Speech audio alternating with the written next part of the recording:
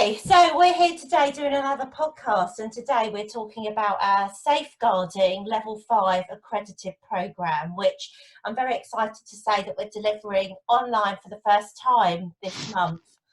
And I've got here with me Trish O'Hara, and we're going to be talking to you a little bit about 3Spirit to begin with, just a brief introduction.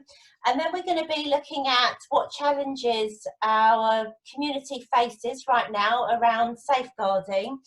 And then we're going to move on to talking about the programme and how we think it might support our services right now. And then we'll talk about in a bit more detail how you access that programme, what it looks like, etc.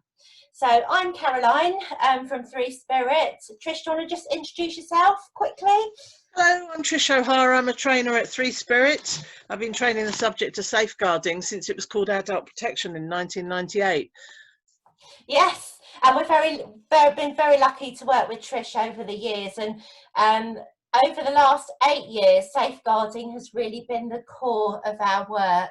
And over that time, we have delivered to a broad range of learners, including basic level frontline care staff up to safeguarding adult managers. And that work has taken many different forms, but a lot of what we have done has included some impact work, and we published our first impact work in 2017, and the kinds of impacts that we were demonstrating through our safeguarding programs were things like enabling people to make safeguarding personal, ensuring positive risk-taking, making sure that information is shared appropriately, making sure that people have the confidence to speak up, making sure that people work preventatively. We were able to demonstrate all of that through our work, but it wasn't enough, which is why we created the Safeguarding Level 5 Accredited programme, because we could see over the years that there is a gap there. We've got some great level 3, level 4 training, but there's a real gap for very strong, consistent leadership around safeguarding. So I'm going to hand over to Trish now. Trish, if you can talk a little bit about what challenges you think our community faces right now related to safeguarding. Well, obviously the main concern at the moment is how we work safely within the context of COVID-19, and I think that's dominated it's expected that it would be dominating everybody's conversation. And I recognise that most people working in leadership now in any area of health and social care, well, that will be their main focus around infection control, how we support staff not to bring the infection either in or home from the service, how we reduce the chances of any of our service users becoming infected, or how we support people who are infected. All of these things will be dominating the landscape of our meetings and our strategy.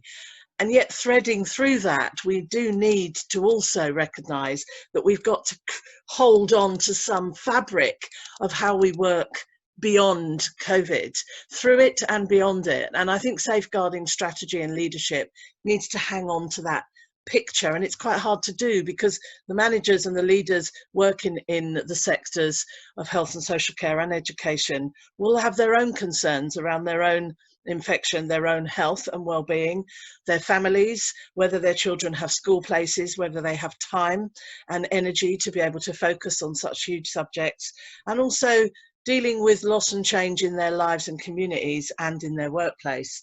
So it's a really challenging time, but I'd like to think that most leaders recognise that we have to sit in a context that's bigger than COVID, and that is moving through COVID as an organisation still that provides social care, health and social care for people long term. Yeah, thank you, Trish. And just to say, our level 5 programme is tough because it is a level 5. And when we introduced this programme a few months ago, we did initially deliver it to education, health and social care. We've now separated those programmes so that we've got one pathway for health and care and one pathway for education.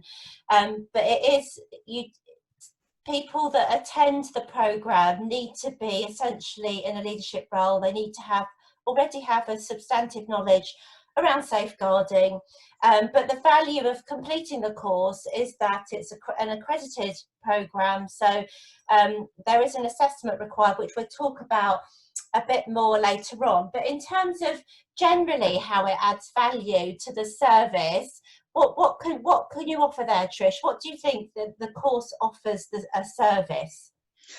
Well, as a service, you have to sit within the key lines of inquiry that you'd expect around being safe, caring, responsive, effective and well-led. And well-led isn't the only thing we're thinking about here. In fact, safeguarding has an impact on all of those key lines. And you might recognise that to remember the term that I tend to try and use to remember it is SCREW.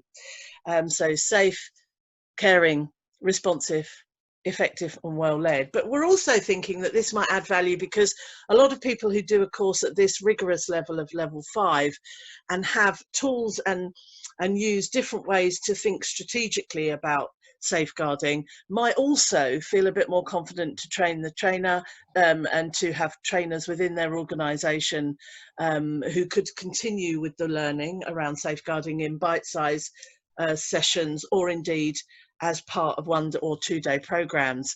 Also, just to look at the organisation and where it is now, where it's been and where it's going, how we think about audit and inspection generally, looking at the tools that we have created within this programme, such as our prevention tool, which Caroline might talk about in a moment, and thinking about attitudes towards risk and how we improve the confidence to be positive risk takers.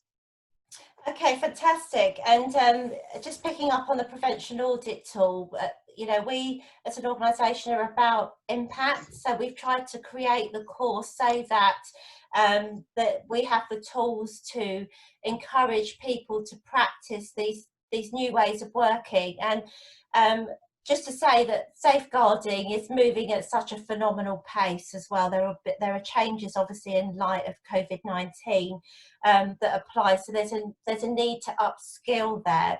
But there's also a need to utilise these tools so that we can bring all of the threads together, because I think that's a challenge from a leadership perspective, because safeguarding is so broad.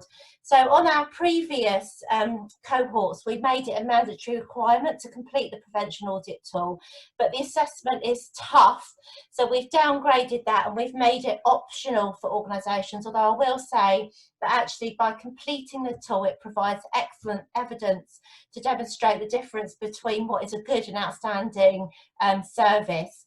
So we've had some really amazing prevention audit tools completed thus far on the programme. So Trish, do you want to tell us a little bit about what's in the programme? What's it going to cover over the 4 sessions? Okay, so the 4 sessions, and in fact, I'm very excited about training on Zoom. I think it's worked extremely well. Everyone was a bit trepidatious about how we could continue training in this way, but in fact, it's very focused. People can engage in a way that suits them. So for the first time ever, really, in training, people are writing their contributions on our shared screen. We create slides that give space for that. People can speak. People can ask questions in a format called the chat box. So people have quite a lot of opportunity to engage. They may just use ticks or symbols or signs to say they agree or disagree. This gives people that might be otherwise quite quiet learners or resistant learners, or not usually engaged in training classrooms, an opportunity to engage in a way that suits them. So we're getting a lot of interaction in a different way, which is really exciting. Plus we can share information and files. We're operating where at the end of each session we offer something called flip learning, which means that people go away and practice something that we've talked about in the session, and potentially learn something themselves and bring that back to the second session. So in a 4-session program, there'll be 3 flipped learning that will be a way for people to maybe learn something new, practice that in the workplace, or recognize where it is or isn't working in the workplace, come back and feed that to the rest of the group. And this way we can think about this learning as being something that is about all of our contributions, not just the trainer lecturing.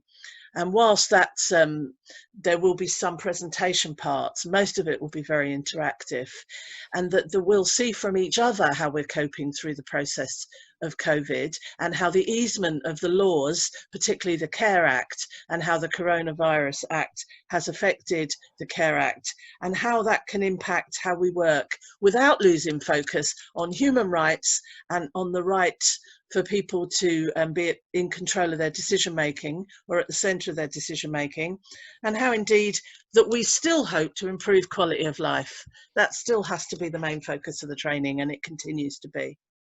Fantastic. And there's quite a lot of outcomes to cover over those 4 days. And in terms of the content, specifically, we are going to be looking at things like proportionality. We are going to be looking at a context of mental capacity assessments, think family.